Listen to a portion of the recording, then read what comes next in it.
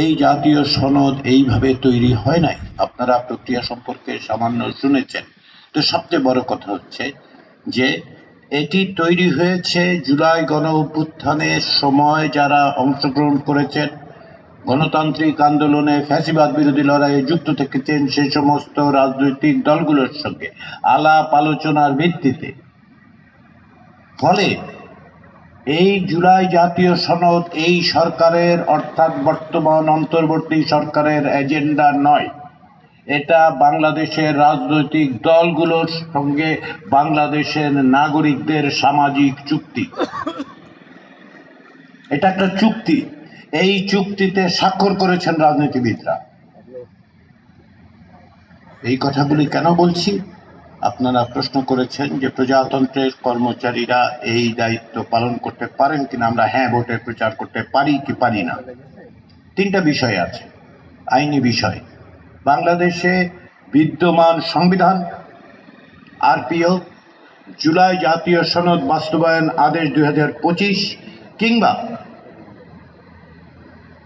এই গণভোট সংক্রান্ত অধ্যাদেশের কোথাও এটা বলা নাই যে প্রজাতন্ত্রের কর্মচারীরা হ্যাঁ ভোটের পক্ষে ইতিবাচক পরিবর্তনের পক্ষে কথা বলতে পারবেন না।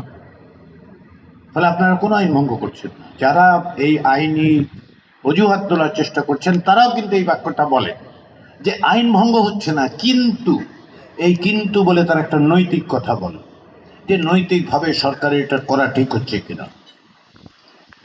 আমি তাদের কাছে অত্যন্ত বিনয়ের সাথে প্রশ্ন করি, কোন নৈতিকতার কথা বলছে?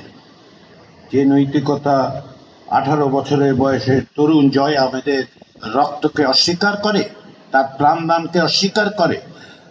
তারা বলার চেষ্টা করেন যে অন্তর্বর্তী সরকার তত্ত্বাবধায়ক সরকার। অন্তর্বর্তী সরকার তত্ত্বাবধায়ক সরকার নয়।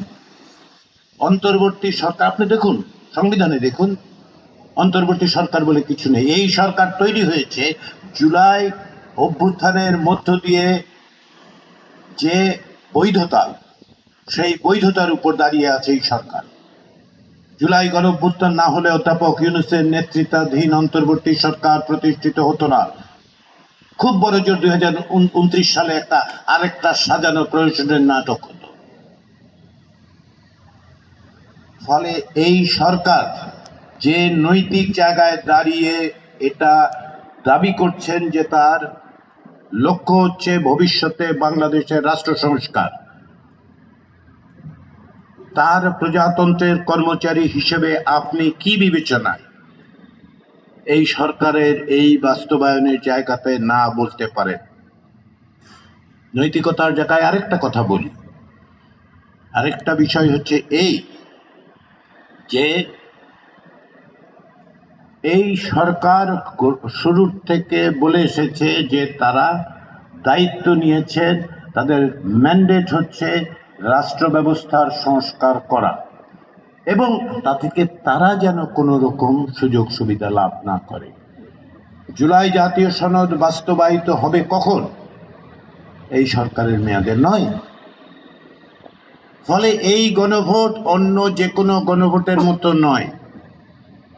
অতীতে বাংলাদেশে যে 3টি গণভোট হয়েছে 1977 এবং 85 এবং 91 সালে, তার থেকে সম্পূর্ণ ভিন্ন এই কারণে অতীতে যে কোনো রকম গণভোট, বিশেষত জেনারেল জিয়াউর রহমান এবং জেনারেল এরশাদের সময়ের গণভোটে সুস্পষ্টভাবে বলা হয়েছিল আপনারা যদি আস্থা রাখেন তাহলে তাদের কর্মসূচি বাস্তবায়ন করবেন।